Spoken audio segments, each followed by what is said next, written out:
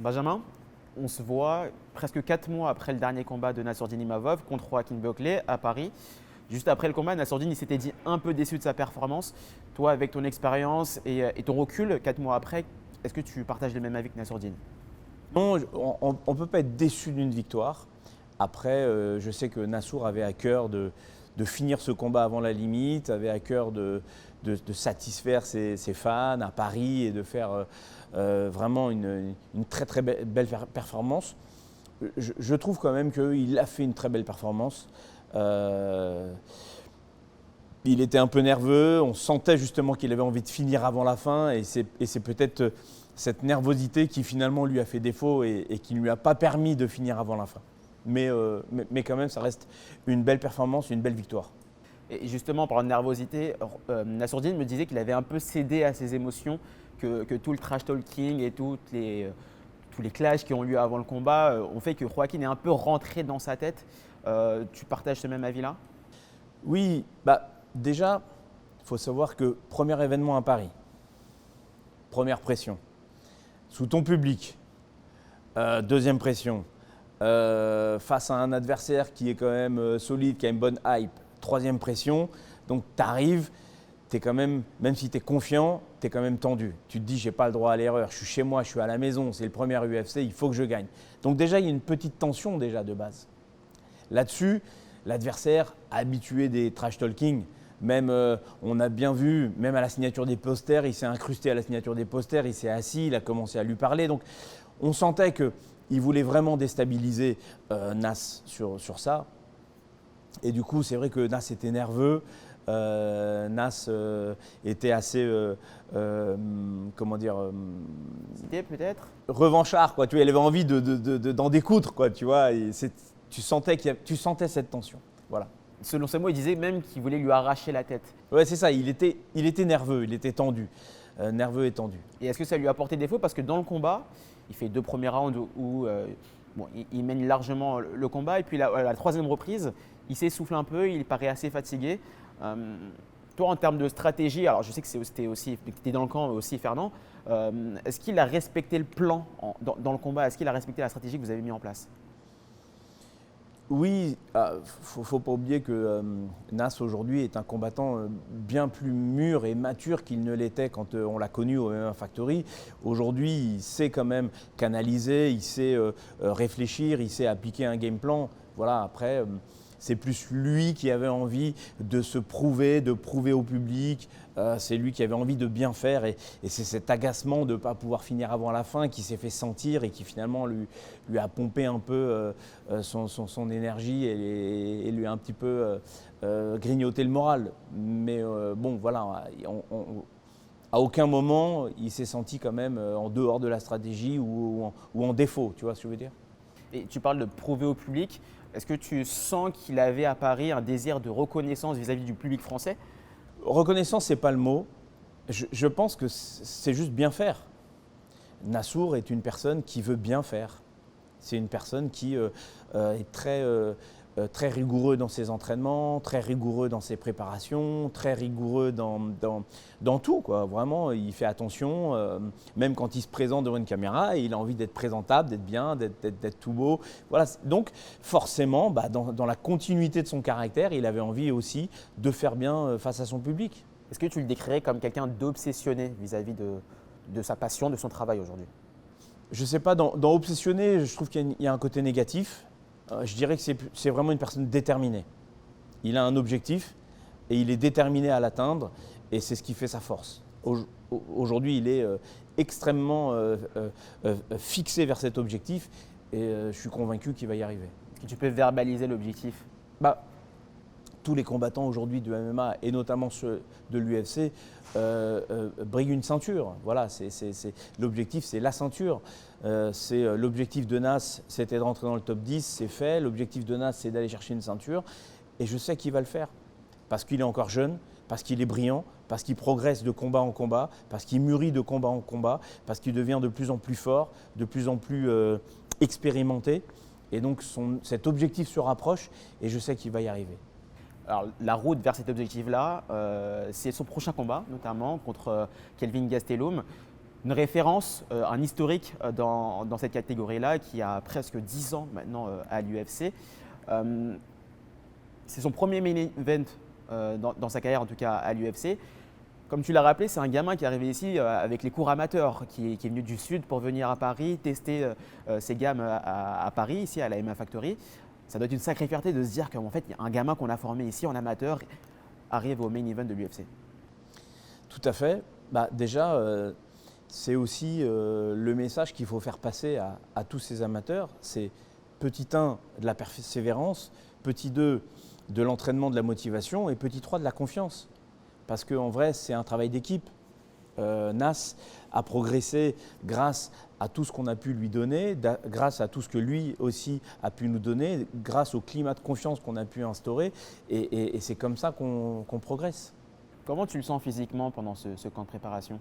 Alors physiquement, je le trouve extrêmement fort.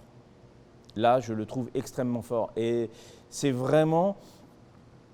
tu as l'impression que, tu sais… quand tu joues à la PS, à chaque fois que tu gagnes des matchs, tes joueurs ils s'upgradent un petit peu et tes combattants ils s'upgradent, ils ont des skills supplémentaires. Nas, c'est vraiment ça. Depuis, je crois que ça doit faire 7 ans peut-être maintenant que je le côtoie. C'est vraiment une personne qui a progressé dans tous les domaines.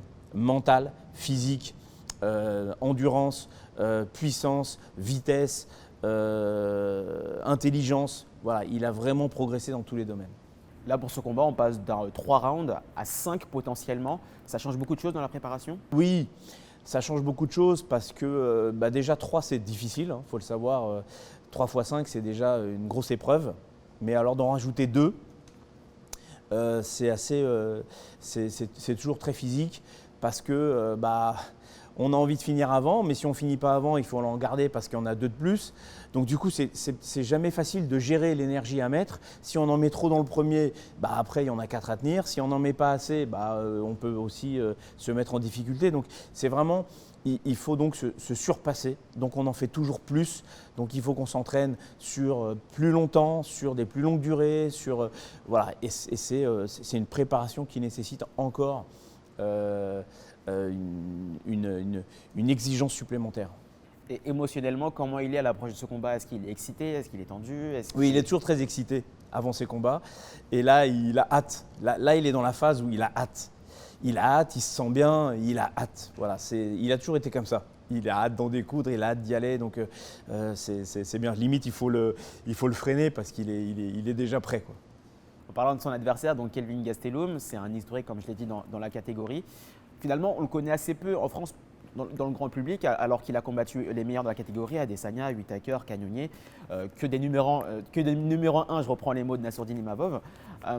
Comment tu le décrirais, ce combattant? Quelles sont ses armes, quelles sont ses forces et sur quoi tu peux le qualifier? Kelvin Gastelum, c'est un combattant, comme tu l'as dit, qui a vraiment combattu les plus grands, qui est très expérimenté. Ça fait de nombreuses années qu'il est déjà dans le circuit. Et l'expérience joue beaucoup. L'expérience de la cage, l'expérience du public, l'expérience des main events, tout ça, ça joue pour lui. C'est une personne également assez puissante, avec une lutte assez puissante. Il est assez costaud, il est solide. Et du coup, on va avoir une belle opposition entre un Nassour très vif, très rapide, très explosif, et un Gastelum très puissant qui colle, qui plaque, qui arrache, qui met de la puissance. Donc ça va être une très belle opposition, un adversaire très très solide. Même si aujourd'hui Gastelum n'est plus au sommet de l'affiche comme il a pu être dans le passé, ça reste un adversaire extrêmement dangereux, très très fort. Et donc c'est une belle marche et un beau challenge pour Nas, qui plus est en main event. Donc on a un beau 14 janvier qui s'annonce. Justement, tu parlais donc des derniers résultats de Kelvin Gastelum. Est-ce que c'est pas ça le piège, justement? Il reste sur 5 défaites sur ses 6 derniers combats, mais que contre des têtes d'affiche. Il n'a jamais été fini lors de ces combats-là. Et finalement, c'est un peu ce combat de la dernière chance. Donc, comment on appréhende ça? C'est vraiment un combat qu'on prend, comme tous les autres, mais extrêmement au sérieux. Déjà, on est conscient que déjà l'adversaire est très fort, comme je l'ai dit, très expérimenté. Même s'il est sur des défaites, comme tu l'as dit, il n'a pas été fini. Il est dangereux. Donc c'est quelque chose dont il faut se méfier. Et puis en même temps, on sait que les combattants ont toujours envie de finir fort. Donc on ne sait pas encore Kevin Gastelum combien de temps il va être dans le circuit, mais ce qui est sûr, c'est qu'il a à cœur de bien faire. Et donc il va vouloir bien faire. Donc il va arriver très très préparé, il va arriver très très énervé. Et donc il faut s'attendre à vraiment un combat engagé. Et en termes d'opposition, Nassourdine, c'est quelqu'un pour sa catégorie qui est assez longiligne. Kevin, il est un peu plus petit, un peu plus trapu, il agresse énormément, il sait lutter.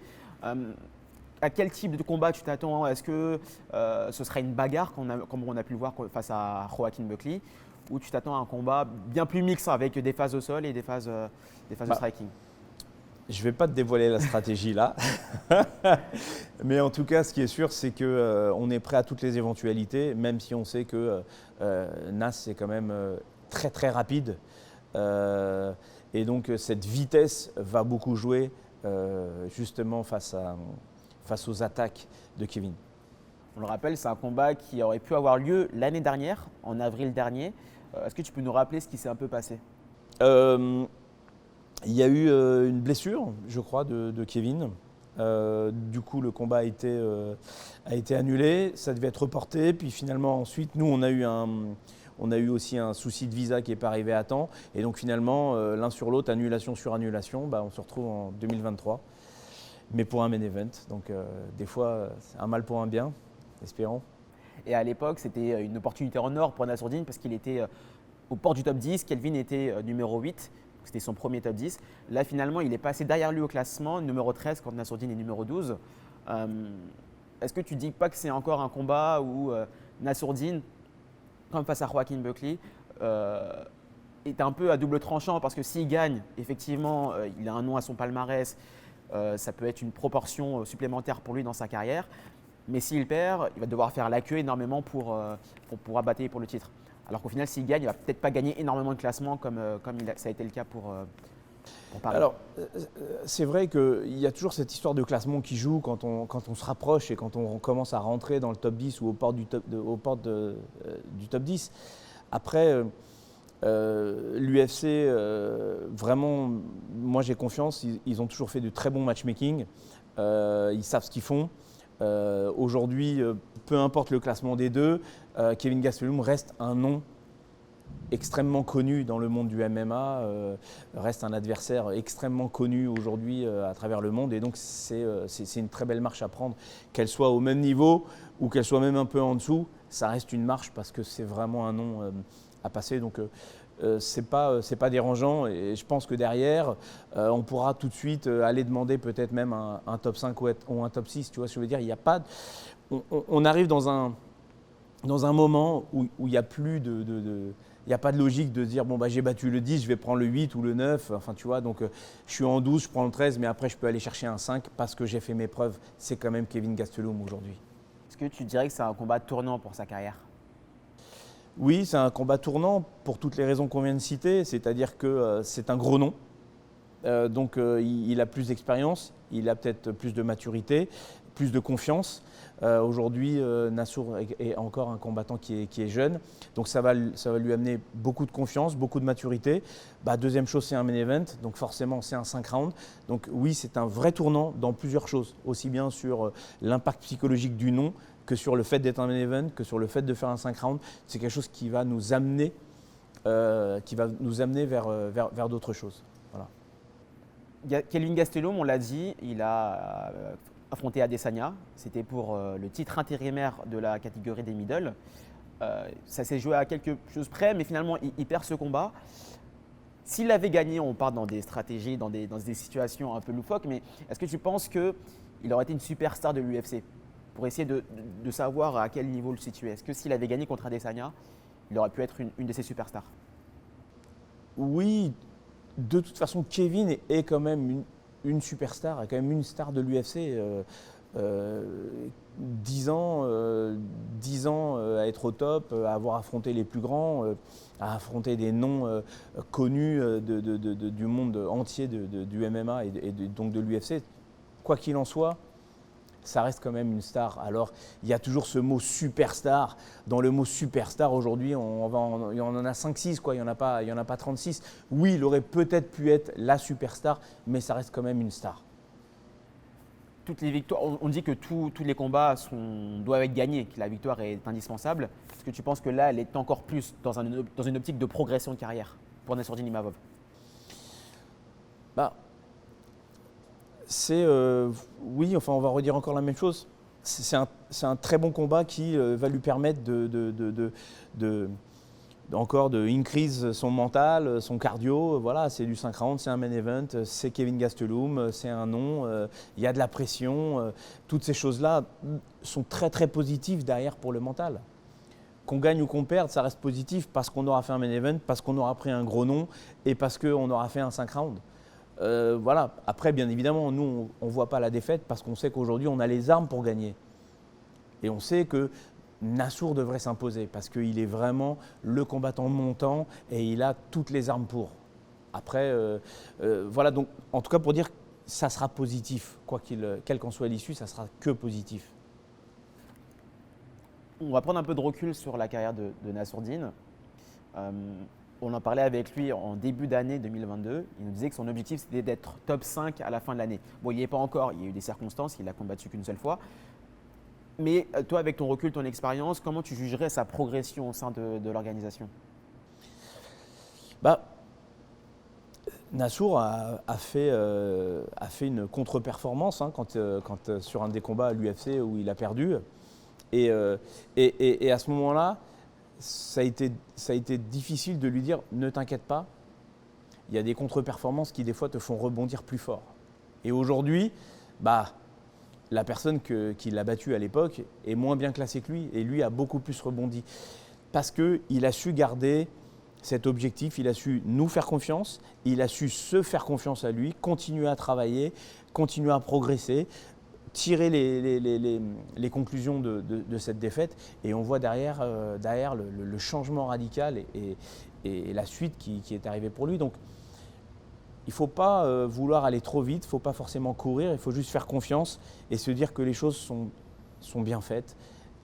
Ce main event du 14 janvier va changer quand même les choses pour lui. Et derrière, je suis persuadé qu'on va aller chercher un top 5 et on va vraiment rentrer fort dans ce classement des 5 meilleurs. On le rappelle, Nassourdine, il est très jeune, il a seulement 26 ans. C'est quand même assez jeune dans sa catégorie où il y a beaucoup d'expérience au niveau du top 5, du top 7, voire du top 10. Quand tu regardes la catégorie et tu parlais du matchmaking de l'UFC, je prends toujours les mots de Nassourdine qui me disait qu'à Paris, il a dû chercher derrière parce qu'au-dessus de lui, il refusait les combats ou sinon il y a eu des blessés ou des circonstances qui n'étaient pas propices. Là, bon, il va chercher un combat, c'est un main event, donc c'est une occasion en or, mais c'est quand même quelqu'un qui est classé en dessous de lui. Si je prends, pas au hasard, mais presque, mais un autre contender de la catégorie, c'est Dolidze, Roman Dolidze, qui est numéro 8 aujourd'hui, qui était derrière Nassourdine il n'y a même pas un an, et qu'il y a eu Hermansson qui a été refusé par vous, qui était numéro 8, et qui pourrait avoir un top 5 prochainement. Est-ce que tu ne dis pas qu'il y a une sorte de stagnation vis-à-vis de l'UFC ou au contraire, chacun sa route, chacun son chemin et nous, on prend les choses en notre temps? Quand on regarde l'histoire, on se rend compte que même à chaque fois qu'on a pu, pas contester, mais des fois un petit peu s'interroger sur les choix de l'UFC, on se rend compte qu'à chaque fois, ils s'avèrent bons. Ils savent ce qu'ils font, ils savent déceler aussi les jeunes qui sont en train de monter. Ils savent peut-être les faire monter différemment parce qu'ils savent qu'ils vont se recroiser au bon moment. C'est ce qui s'est passé aussi un petit peu dans la catégorie des poids lourds. À un moment donné, on a eu Dokos qui est arrivé, on a Aspinall qui est arrivé, on a Cyril Gane qui est arrivé. Et donc finalement, ils se sont dit, OK, on va faire… il y avait Tai aussi qui est arrivé. Et donc, ils se sont dit, OK, bon, on commence à avoir les petites cartes qui arrivent. Comment on va faire pour les faire croiser les anciens? Comment ça va se passer? Et donc voilà, chacun… Et donc du coup, dans le chemin de chacun, des fois, il y a des chemins où ça va aller un peu plus vite. Donc nous, on a eu la ceinture intérimaire, ensuite on est reparti. Bon, on sait que Chris Dokos est remonté, finalement, il a eu des défaites, il est redescendu. Donc voilà, il y a des chemins. Donc oui, nous, on a eu un chemin aujourd'hui. On prend aujourd'hui un numéro 13, mais en main event. mais moi je ne suis pas inquiet. Je sais que derrière on va repasser devant parce qu'on va aller chercher un top 5. Donc c'est pas, voilà, c'est pas dérangeant.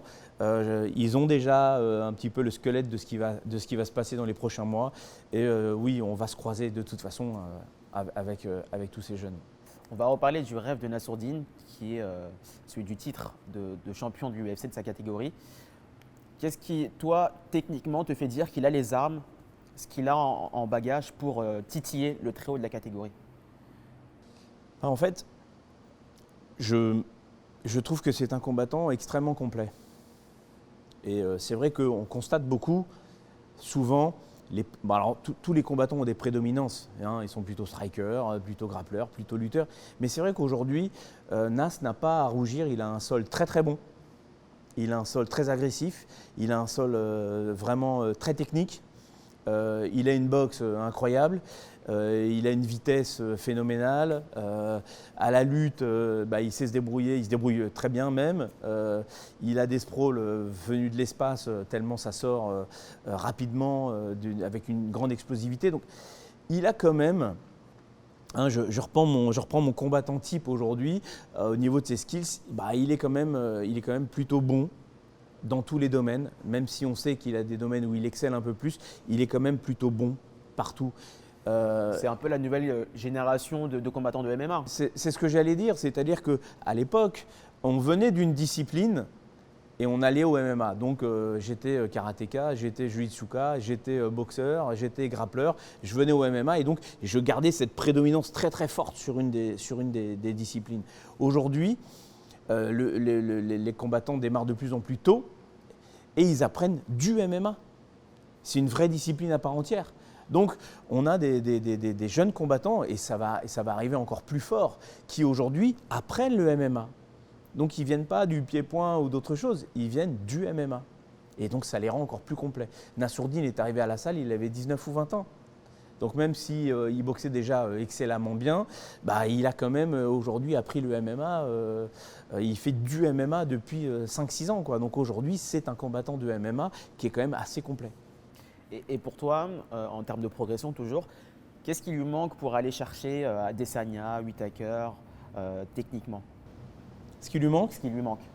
Franchement, je ne vais pas dire rien parce que ce serait trop, ce serait peut-être un peu trop ambitieux de dire ça, mais il lui manque pas grand-chose.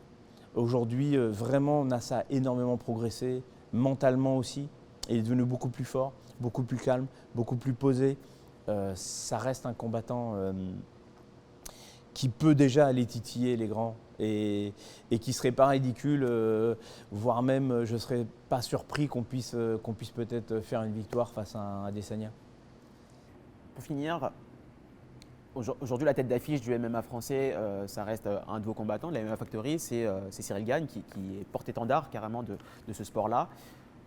Selon toi, Nassourdine Imavov, via son parcours, via sa singularité du coup vis-à-vis du MMA, donc c'est un jeune du MMA, via ses capacités dans la cage à être assez performant, à être beau à voir, est-ce que tu penses que ça peut être la tête d'affiche également du MMA français et porter le drapeau aux côtés de Cyril? Absolument. Aujourd'hui, Nassourdine et Cyril vraiment représentent. Ils ne sont pas les seuls, hein. Quand même, on a quand même Faresiam, on a Benoît Saint-Denis, on a William Gomis, on a Taylor Lapillus, on a quand même, on a Manon bien sûr, Manon Fiorot. Donc on a quand même plusieurs Français et ça va arriver de plus en plus. Mais c'est vrai qu'aujourd'hui en tête d'affiche, hein, les deux Français les plus classés à l'UFC sont Nassourdine et Cyril. Et c'est vrai que Cyril, c'est vraiment l'ambassadeur. C'est le patron parce que il présente bien, il parle bien, il a plus rien à prouver en MMA. Il a quand même pris cette ceinture intérimaire. Il a fait une décision face à Francis, sa seule défaite. Ça reste quand même une personne qui représente excellemment bien le MMA français. Mais toutes ces personnes autour, justement, s'inspirent de lui. Et lui, c'est une personne qui est extrêmement généreuse. Il donne beaucoup. Cyril donne beaucoup à ses partenaires d'entraînement. Et donc, il fait monter les gens autour de lui. C'est vraiment quelqu'un qui aspire avec lui et qui fait monter. Et donc, il y a cet échange. Déjà, les deux s'entraînent beaucoup ensemble, les deux se respectent beaucoup. Les deux, et donc, il y a ce mélange un petit peu entre les deux qui permet aussi à Nassour de se hisser, de s'inspirer. Et je pense en effet, oui, que ça peut être une personne qui représentera le MMA français très prochainement parce que de par ses résultats et puis de par sa personne. Merci beaucoup Benjamin pour cet entretien. Merci. Merci à toi et puis on se retrouve du coup le 14 janvier pour le combat contre Kelvin Gastelum. Exactement. Merci.